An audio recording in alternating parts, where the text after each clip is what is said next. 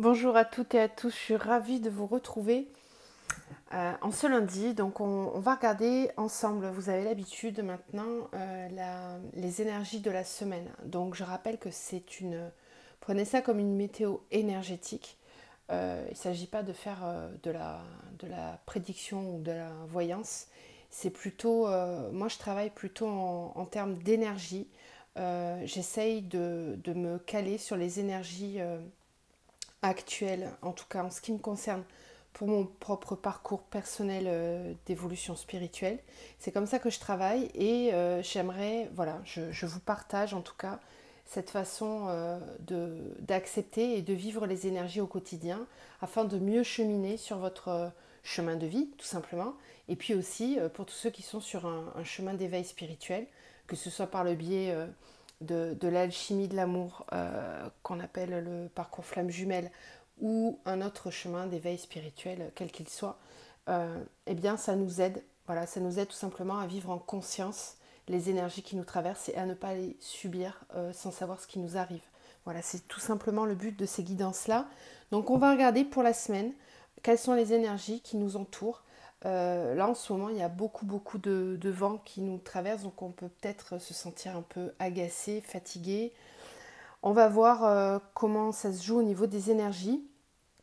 Euh, je ferai, si j'ai le temps, la vidéo bien sûr pour la pleine lune qui est cette semaine, le 30.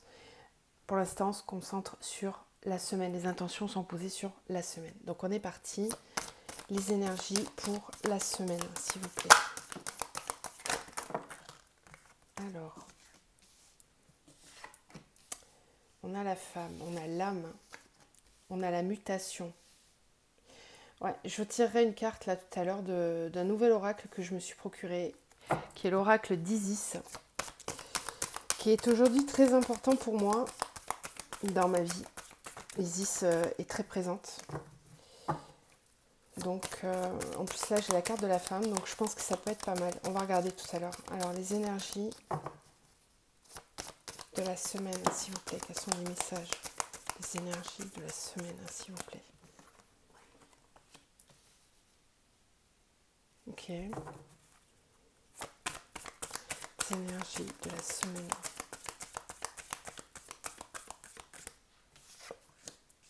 Ouais, énergie yin. On est dans des énergies yin, les énergies du féminin sacré. Protection, âme, clé, mutation, protection.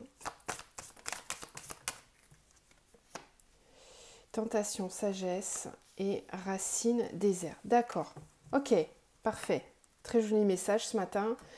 Donc on nous dit ici, on nous parle du féminin sacré. Donc c'est vraiment ce que je vous disais, je vais vous tirer une carte de l'oracle d'Isis parce qu'on est vraiment là-dedans. On est passé dans l'ère du Verseau là depuis le 21 décembre. L'ère du Verseau va nous amener, je vous invite à aller vous renseigner sur internet, il y a plein d'infos là-dessus. Vous allez comprendre que avec cette ère du Verseau, on quitte une ère patriarcale où le masculin était n'était pas dans son masculin sacré. C'est-à-dire que l'ère masculine patriarcale, c'était une ère pendant laquelle les femmes ont été reléguées au simple rôle d'épouse, de mère nourricière. Voilà, même en termes de religion, hein, si on regarde dans la religion, ce sont les hommes qui étaient très mis en avant, les dieux, etc. C'était l'ère patriarcale, voilà. Ici, depuis l'ère du Verseau dans cette ère dans laquelle on est en train de rentrer depuis le 21 décembre, bien ça va être une ère beaucoup plus équilibrée justement entre le masculin et le féminin. Donc le féminin sacré est en train de se révéler, de se réveiller. C'est aussi pour ça qu'on a de plus en plus d'émergence de chemin d'éveil et aussi de parcours flamme jumelle, parce que c'est par ce parcours-là, bien sûr, on est propulsé par l'amour dans ce chemin d'éveil. C'est l'amour qui nous projette dans ce parcours-là.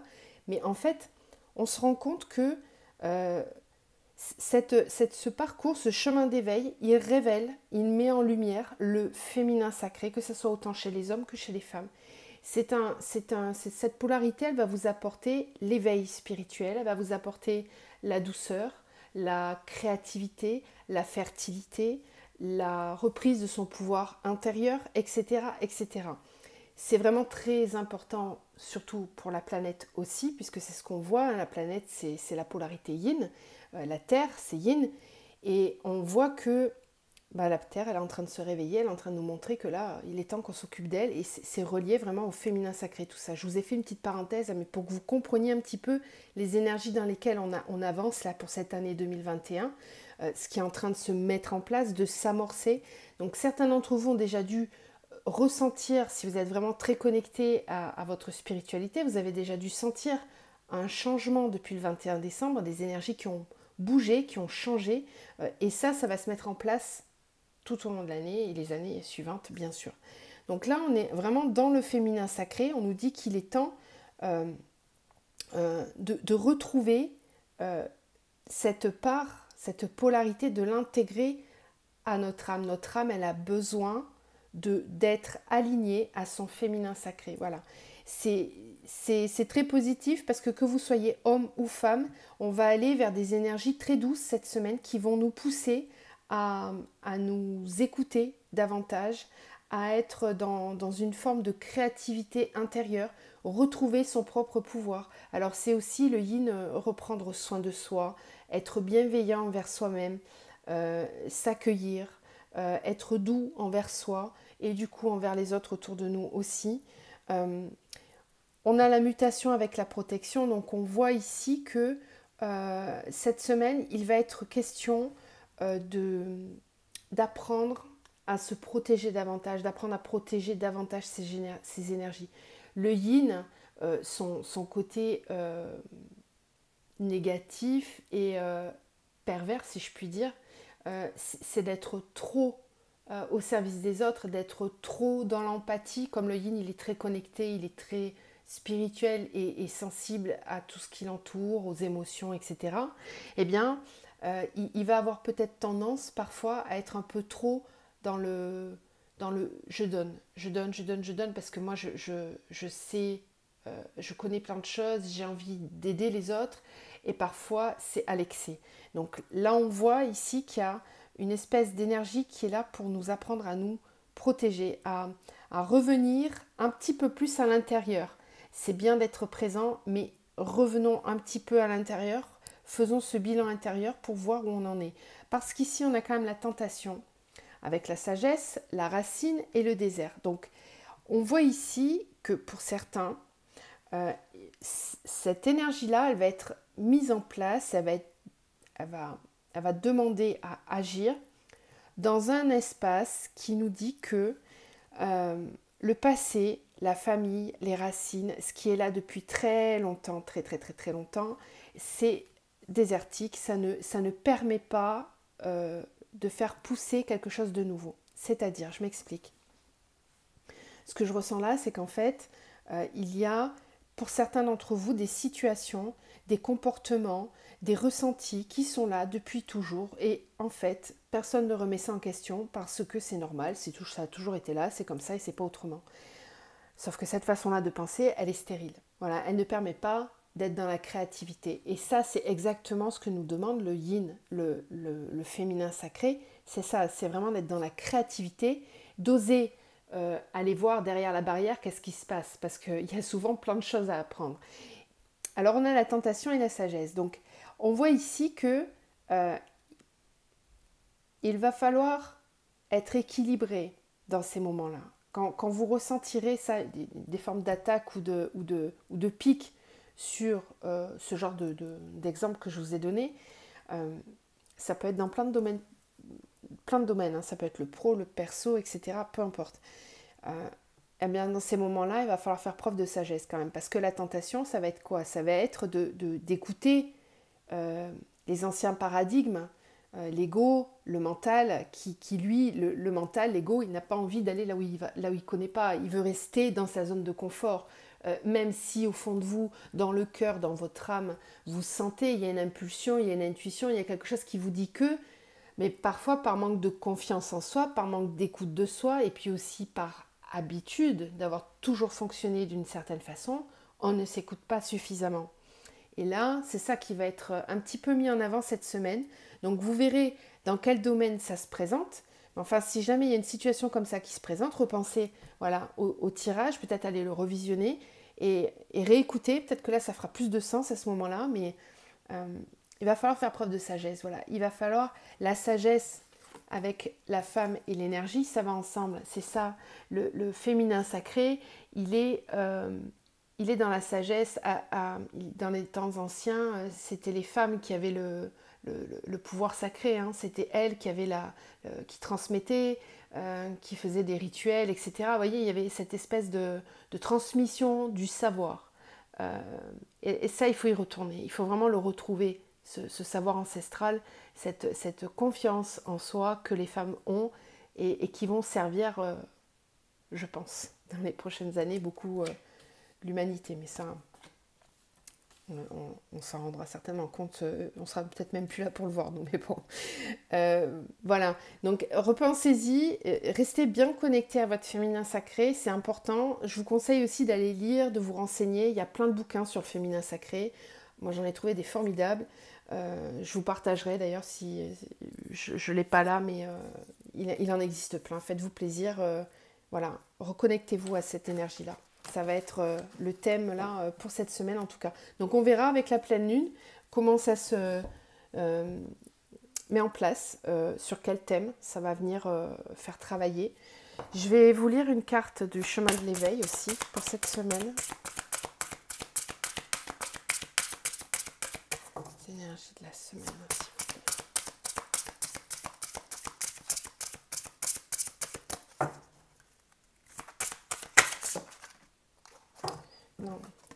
Non, je les prends pas parce qu'elles sont pas...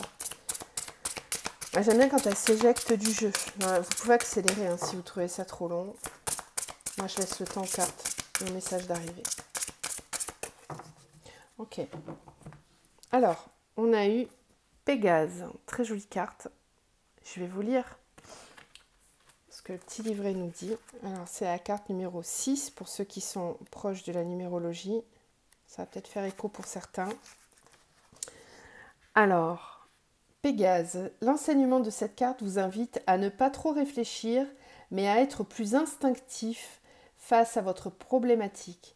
Il suffit de sauter la première barrière, l'adrénaline fera le reste et vous deviendrez votre version 2.0. C'est ce que je vous disais tout à l'heure, hein, que parfois il faut savoir aller là où on ne connaît pas, au-delà de la barrière, au-delà de ce qui n'est pas visible, parce que c'est l'ego qui vous freine. Hein. Votre âme, elle a envie d'aller plus loin et là, ça vient bien... comment dire, compléter le message de tout à l'heure. La version 2.0, c'est rigolo parce que pour moi, la version 2.0, c'est la version de vous-même, la vraie, celle de votre âme, celle qui sera au plus proche de vous. Hein. Déployez donc vos ailes vers la liberté, vous êtes libre d'incarner qui vous êtes. L'enseignement vous rappelle l'importance de croire en vous. Je vous parlais de la confiance en vous tout à l'heure. Hein. D'être votre allié plus que votre saboteur et pour cela déjà réellement vous acceptez. Il y a fort à parier que lorsque vous piochez cette carte, vous êtes coincé vis-à-vis d'une décision comme bloqué mais avec l'intuition profonde d'être à 2 pas de la réussite de votre ambition. Laissez donc cet enseignement infuser en vous une énergie nouvelle. Tout n'est pas forcément visible à l'instant T. Parfois, tout est en suspens. Imaginez-vous comme un nuage qui est au-dessus de vous, de votre tête. Ce sont les énergies qui sont là, qui ne demandent qu'à descendre dans la matière. C'est toute la créativité, toutes les nouvelles idées, tout ce qui va vous arriver dans la vie qui va descendre dans la matière. Ben, parfois, c'est vrai qu'on c'est ça, on ne le voit pas, c'est en suspens, c'est invisible, et pourtant c'est si proche. Et parfois, on a l'impression qu'on est... que ça fait longtemps, on se dit ça va jamais arriver. Si, c'est là, c'est juste là. Il faut continuer de persévérer, de croire en soi, ça bouge. Donc tout ce qui n'est pas visible ne veut pas dire que ça n'existe pas. Allez, on va continuer avec l'oracle du tarot psychique. Je dis le nom parce qu'à chaque fois il y a des personnes qui me demandent. Donc là c'est le tarot psychique. Alors quelles vont être les énergies pour la semaine, s'il vous plaît, quels sont les messages? On a la sagesse, qui est déjà tombée tout à l'heure avec la triade. La sagesse, c'est avoir le savoir, hein, c'est se reconnecter à ses énergies intérieures, c'est ne pas se fier aux apparences, c'est être tout le temps en confiance vis-à-vis de soi et de ce que l'on sait et de ce que l'on ressent.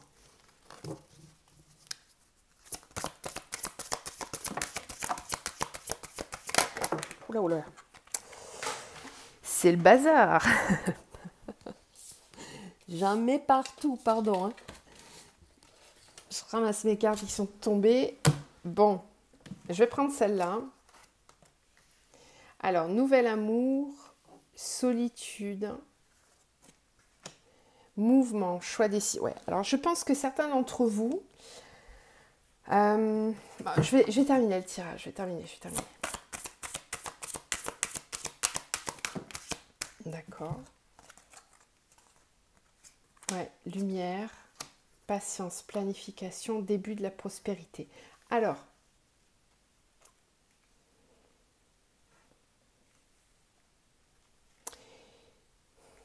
ici, c'est ça, ça vient totalement compléter le message de Pégase, là. Ici, ce que nous dit le tarot psychique, c'est que là, il y a des choses qui sont en suspens, qui sont en train de se préparer pour vous.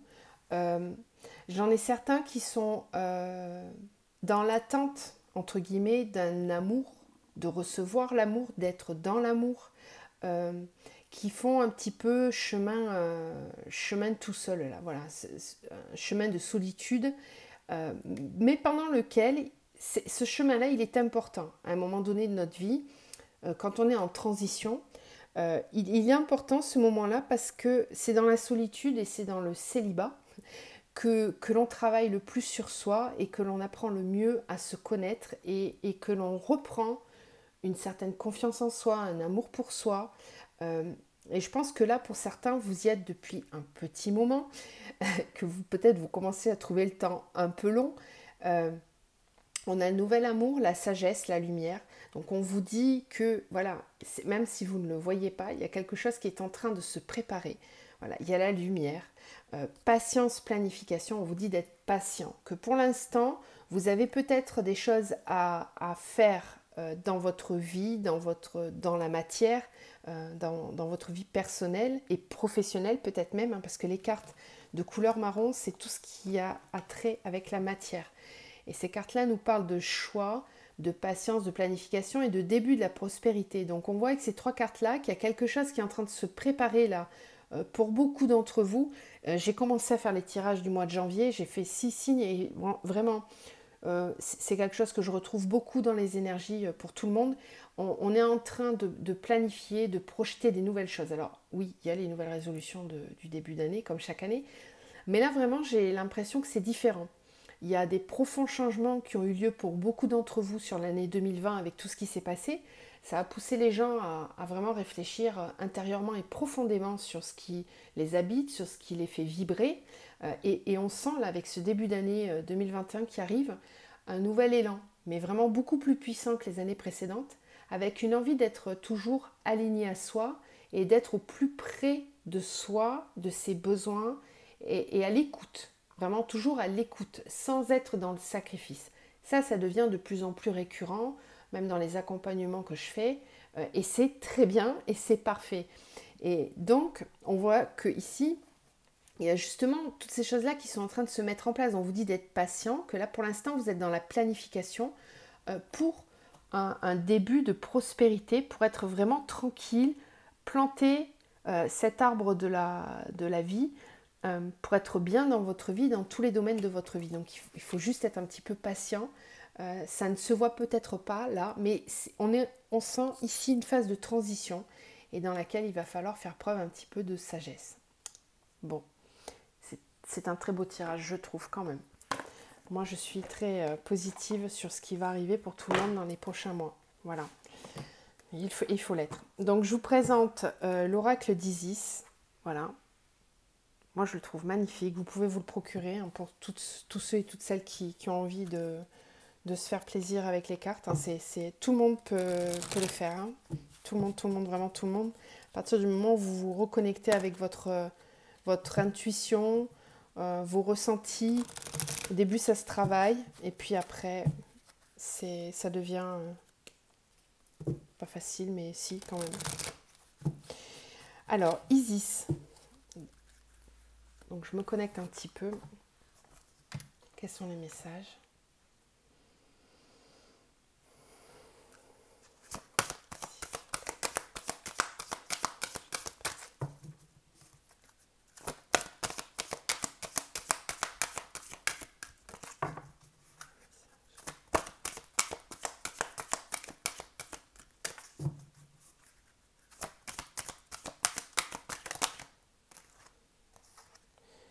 Alors, on en a deux.